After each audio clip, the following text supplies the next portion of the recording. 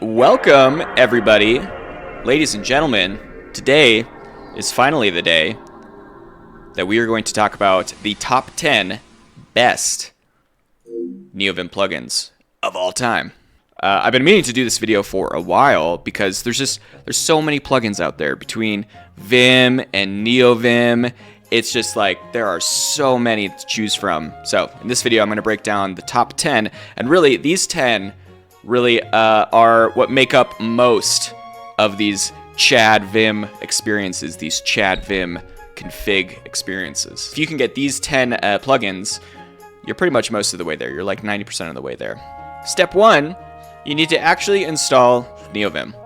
So we can do that. I have set up just a real basic virtual machine.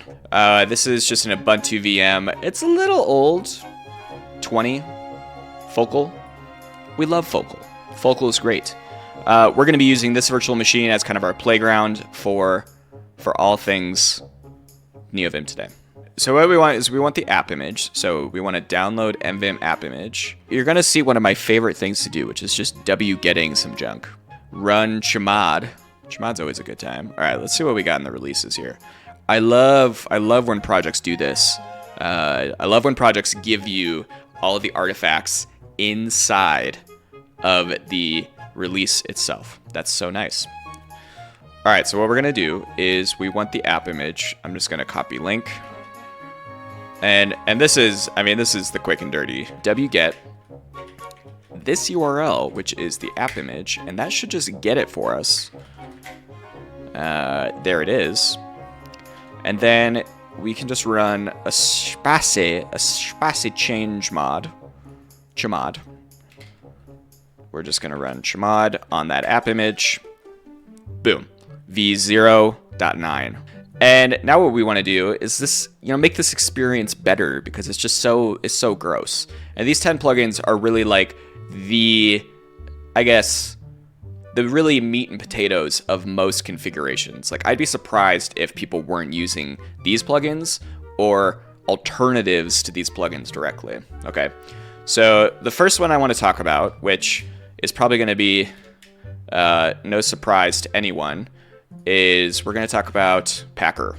Packer.nvim is a plugin manager for Neovim. There are so many plugin managers out there, like it's kind of ridiculous. Like, it's the flavor of the week for Neovim, whichever package manager you're using.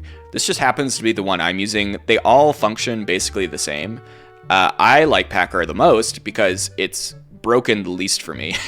I've used some plugin managers that were just gross, just absolutely disgusting. It would break frequently, would have like all these breaking changes that they would drop in. Ugh, gross. So Packer seems to be the most stable for me. We could just follow the quick start here, which is to git clone it into our local share. Git clone, shabooey. Yes, I trust the interwebs. Great, it git cloned it into our local share. That's putting it in the Neovim runtime path, which then when I start up Neovim, it just works and it can like find stuff. All right, if you use Arch Linux, I use Arch, by the way. No, we don't use Arch on this. This is just Pop OS. I'm too basic for Arch. What we need now is we need to make dir.config. We need to go into .config. We need to make dir nvim, and we can vim a init.lua, which is basically our configuration entry point. We're going to go into this, and this is our entry point for our configurations, which we're not going to get too deep into today. But what we want to start here in our init.lua is we need this Packer startup function call. So we can actually copy that and paste that in there. At the end of this, we are going to come down here. We're going to paste that. Wow. The default Vim experience is so bad. I hate it. Yeah, one of the things I really like about Packer is that Packer can manage it itself. Which, what that looks like, and really for most of these plugins, is we're just going to say use and Thomason Packer.nvim. So So this way, Packer can keep itself up to date. Packer can do all the spicy stuff with its package management for itself. That's very nice. So once we have this set up, we can exit out of here, go back into Vim, and we can run Packer sync. And boom, there we can see that Packer did some stuff. And we see it says already up to date. All of the plugins it has, which is only one, Packer itself, are up to date. Hit Q to get out of there. Great. So let's go back into our init.lua. Most other plugins, so like say I had some other plugin, it's just going to be the use keyword with like my GitHub handle, and then the actual name of that repository. Usually Packer is very smart where it knows how to look for stuff, so it's be like my spicy plugin.nvim, and then it will just know how to reconcile that. Some of these will actually include configuration objects inside of these use statements themselves, but we'll definitely get into that. But this just works. So that's Packer. That's number 10. Packer is number 10. You can use whatever dang Packer or plugin manager you want. They're all pretty much the same, but you need a plugin manager. That's number 10. You need at least a plugin manager. Number 9 is Mason. And I know what you're thinking. I know what you're about to say. Mason is another package manager. What about Packer? Number 10 and number 9 can't all be package managers. Maybe all 10 of them are package managers, and you just have to stick around to the dang end to see what number 1 is. Mason is a little different. Mason is a package manager, but it is very specifically, or I guess intended to be for editing tooling, like LSP servers, for DApp servers, linters, formatters, that kind of thing. Not for actual Neovim plugins that manage the editor itself. More for editing experience and the editing tooling is where Mason fits in. And we'll look at an example of like why this is so powerful. Okay, so let's come back in here. Let's vim into our init.lua. And we already have Packer in here. We can use Packer to manage Mason. This guy who made Mason, this dude is one of the goats. Like anything they do is just like yes, so good. William, please don't stop yet. He did some stuff with an LSP manager that was nvim LSP installer. This is now an archive.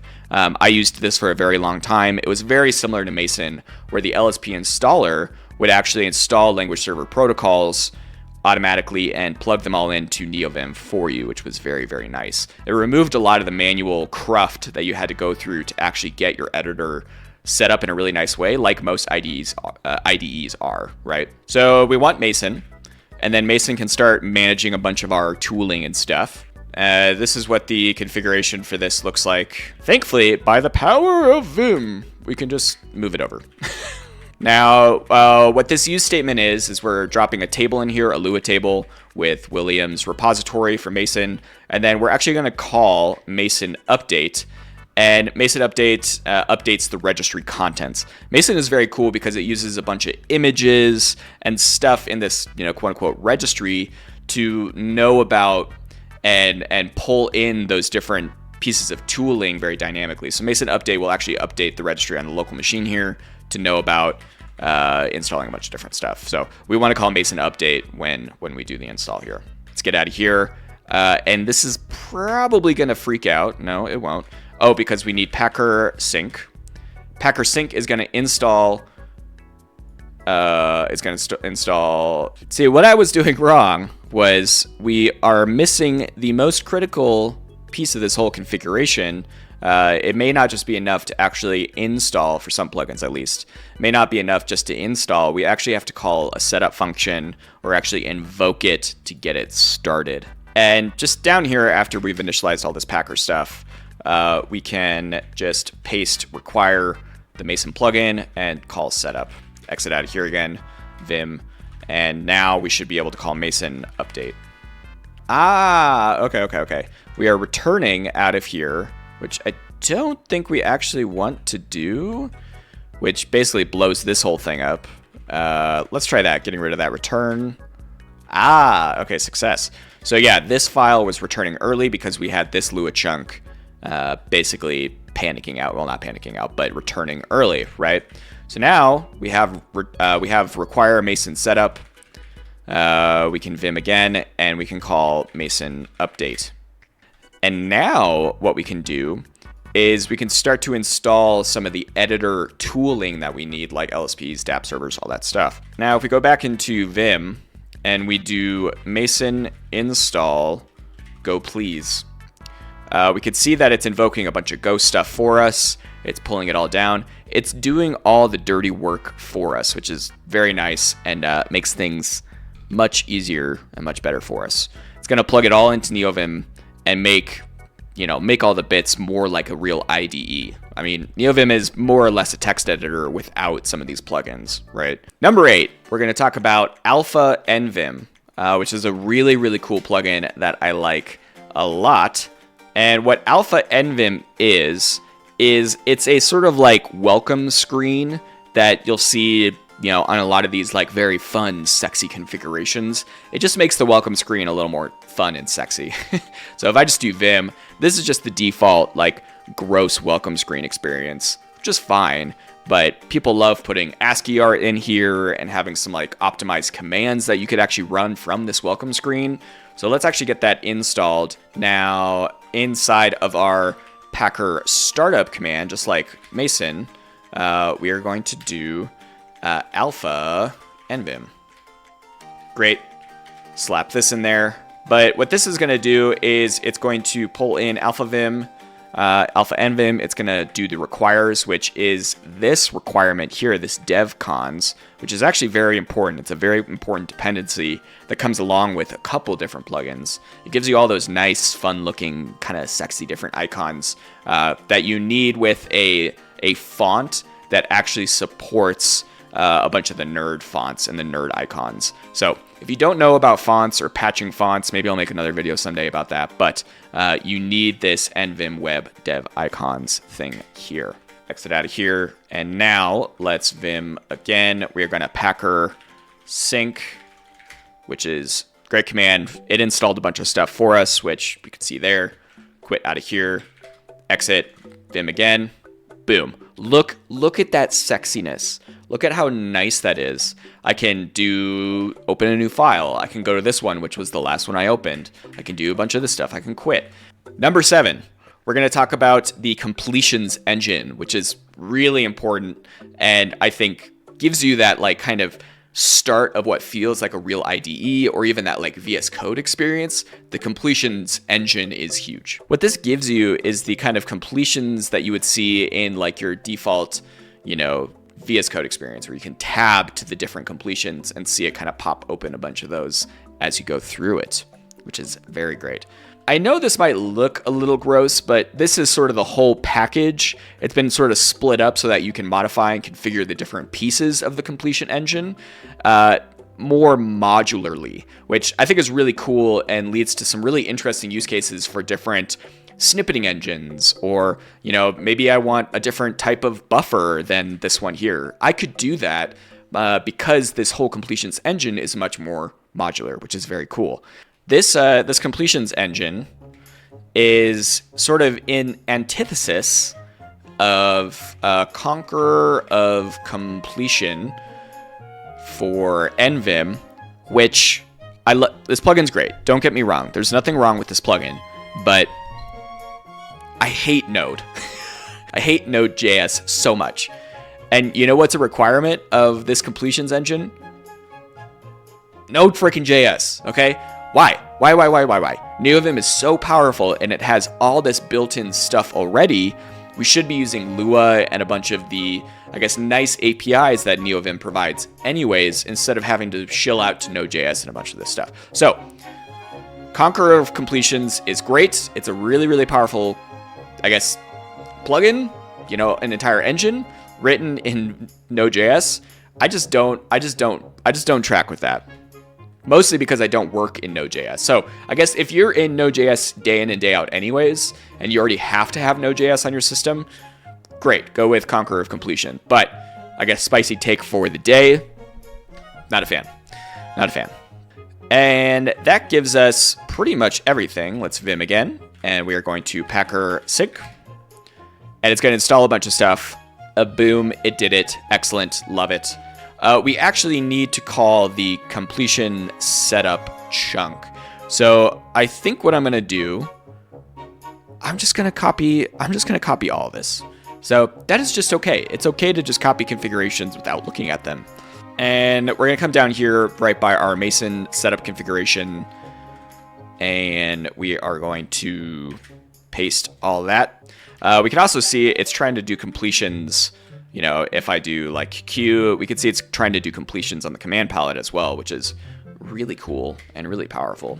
Gitgutter is amazing, and it provides a ton of functionality for, I guess, your Git workflows directly in Neovim. I think it also works with Vim. I think this is one of those Vim script plugins I like a lot, which there are few and far between. So this one, just like pretty much all the rest of them, we can install pretty easily. We're going to come in here. We're going to say use like that. And that should be it. Save, packer.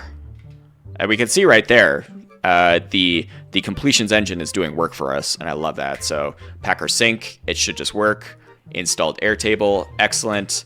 Now let's just git init, and this is going to be an empty Git repository, which is fine, but we can do git status. We can see on the command line here, we have a bunch of Git stuff that it's trying to be like, oh, I have a bunch of this stuff. What do you want me to do? Git add init.lua, git commit, and we're just going to say, my message is initial commit. Oh my gosh, really? I don't even care. This is a VM. All right, so git log, and there is just the most like basic don't care commit in the world. That's fine. We should be able to go into Vim again, and we should be able to now make a change, or at least start to make a change, and see the Gitgutter stuff pop up. Boom, like that. I think typically, and that's that little plus sign right there, typically for Gitgutter, you want to have that little sidebar that popped up. You actually want to have that on by default, which you can do for a bunch of these different, or some people actually like having it pop up when they have changes. So if I just like change this chunk here, we should see the little squiggly pop up. 3, 2, 1, there we go. And that squiggly is denoting that this line has changed. If I add a new line, we'll see the plus sign pop up right there. All right, so that's Gitgutter. That's very cool and gives us Git stuff right in the sidebar, which is really, really nice and really powerful. And you can do a bunch of different stuff with it. Like it makes life in the editor so much nicer when you're working in big Git projects. Number five. We want to talk about lualine. Blazingly fast and easy to configure Neovim status line written in Lua. I love plugins that are written in Lua because they really are very, very fast. Lua is a really great programming language for engines that have it embedded within it. Typically, you'll hear about this with like game engines. You can configure game engines really, really well with Lua instead of having to rewrite a bunch of C or C++ or whatever the game engine is written in. You can just write a little Lua, which is basically a scripting language, to modify the engine itself. Now, that's what's happening here, is anything that's really written in Lua is essentially modifying the Neovim editor itself via those APIs and configurations and those hooks it has that it's giving to those default to those configurations, I guess. So this is what you can do with it. You can get some really cool, nice, sexy looking status lines, which is definitely what we want to do. Let's come down here. Let's copy this configuration, and we are just going to slap it right in there like that. And what that's going to do is it's going to require lualine, and then also has a dependency on that the web dev icons thing that we had in the past. And then it's giving some options as well. So let's vim packer sync. It's going to install that. Excellent. There is a setup function that we need. So let's call that setup function towards the bottom here. And let's slap that in there like that. Setup, exit, start, boom. There it is. That is, oh, where is it? Yeah, right there. That is our really nice, just sexy looking status line. It's great. And it gives you a bunch of information. Like we could see it's saying, oh, there's plus 10 different changes and 2 line changes. And we're calling this a init.lua. We're on the master branch. And this is a Lua file. Like it gives you so much information down there, which is really, really nice. You're going to need a font that supports the nerd icons, or really like the encodings for these icons. The one that I really like or typically recommend is the Maslow Nerd Fonts. Oh gosh, I did not spell that right. Yeah, I did not. Okay. But you can just go to nerdfonts.com. There's a bunch. Source Code Pro is really good. Oh, Meslo. That's the one that I like a lot. Meslo is really good. What else is really good? I mean, there's so many of these nerd fonts. Number 4 that I want to talk about is very fun. Number 4. And this is nvim-visual-multi. This is a multi-cursor mode that you can go into.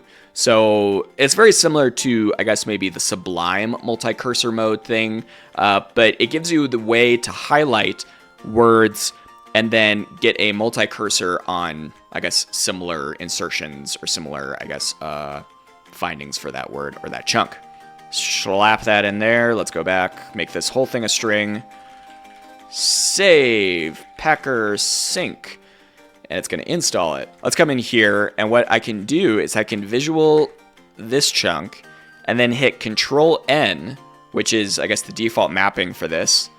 And then we start to see multiple cursors pop up under that highlighted word that I just have, which is just use. And I have multiple places. So let's say that I needed to change this to like use. I could hit A to go into insert mode after the word. And each one is now in insert mode. Each cursor is in insert mode, which is so cool. So I could do like, oh, I need to actually change this to use thing or something. I hit exit, exit again, gets me back to my single cursor, all kinds of stuff. The next 3 are the absolute goats. The absolute goats. They are so good. These plugins like make my workflow. Oh, they are so good. So the first one, number 3, is nvim-tree.lua. Again, it's pretty stupid simple with Packer. Come in here, nvim-tree, and it installed nvim-tree. Excellent. I mean, this is the default experience, which is very gross trying to, oh man, get around, do anything. So we don't want this default experience. It's very gross. And we're going to slap this in there, require nvim-tree setup. Very simple. Now, in the command palette, we should be able to see nvim-tree open, which you can map this to a key or something. Oh, so much better. Look at the icons. Look at how nice it is. This is another plugin that requires nvim, at least for these nice icons, the nvim web dev icons. So that's a very important plugin that you might just want to require in your Packer configuration by default instead of having it as a requires. Close that. I mean, just flying around. This gives you that experience for, you know, what people might be used to with like a VS Code experience, having that file tree pretty much constantly open. Then we could do nvim-tree close, which again, you can just map to a key mapping or whatever in your configurations. Number 2 and number 1 are very closely tied, very closely knit. We're coming down to the wire. This is where the real spice happens. Is number 2, Telescope. Telescope is, oh my goodness, so good.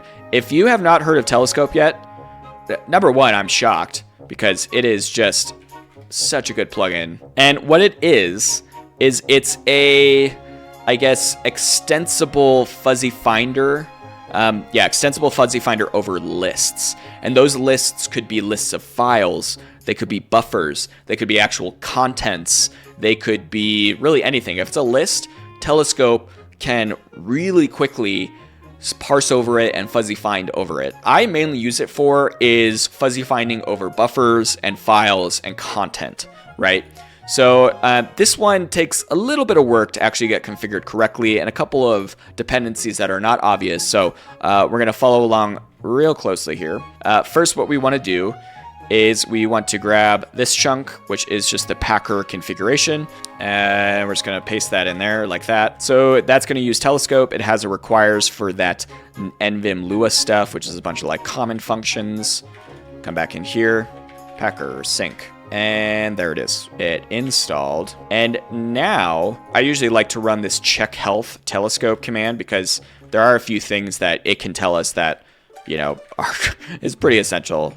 Telescope. Yep. See, that is interesting. So we already have an error because it's missing a dependency on the system, RG, which is ripgrep.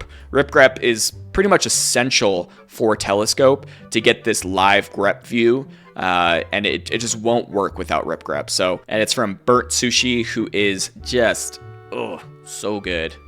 Dude is amazing. Slap that in there. Install ripgrep, please. And it's trying. Nice. All right, now we should be able to witch RG. Great, gives us ripgrep.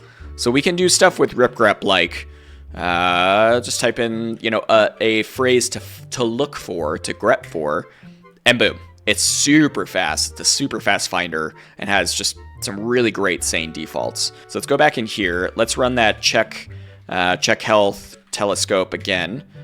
And boom, it's like, okay, great. So that check health command can be really powerful for plugins that are maybe broken in weird ways that you're not understanding. Check health can be really, really good. Telescope, live, grep, and boom. There it opens up this kind of nice window to then start doing grep things, and it's so freaking fast. Like, let's say that I'm like, oh, where's all my like Packer configurations? And boom, there we can see a bunch of Packer stuff. Let's say I was looking for like lualine. Oh, great, there's a line about lualine. Boom, and it jumps me right to that spot via the live grep. Now, this very nicely leads into number 1, which is FZF. FZF, oh my god, our Lord and Savior, FZF, so good. Yes, FZF. This should come as no surprise to anybody who at least has watched any of my videos in the past, or people who live in the nvim community, because FZF is just absolutely incredible. FZF is the fuzzy file finder, and I use it primarily to jump around between different files instead of crawling the file tree or going to different files via the like more traditional CD and LS sort of mechanisms. And let's get it again, and hopefully I can just run that make command, because I did a boo-boo and tried to use cmake. Oh, we forgot a critical piece. We got to uncomment. Now we got to uncomment this chunk to load the extension. Yes. No error message. That's good. So now we should be able to telescope, find files. Yes. Okay, this isn't that exciting in just a directory that has 2 files, but now if I type like Packer, see, it'll fuzzy find for that individual file. Now what's so great about this, let's just go somewhere that has a lot of files, right? So this is my home directory, which has just a ton of stuff in it, like it's the home directory, right? Let's vim, and now we can telescope, find files. This is a bunch of stuff. Let's say I just want .go files. Boom, it's gonna find me just .go files. Look at that. That is just like my workflow, like to the max. Like that, I think, is a lot of people's workflow once you get really deep into the whole nvim ecosystem, is the telescope, especially with ripgrep and FZF. That's like number one. So good. Well, thank you, ladies and gentlemen, for being here. I really appreciate it. And those are the top 10 nvim plugins of all dang time.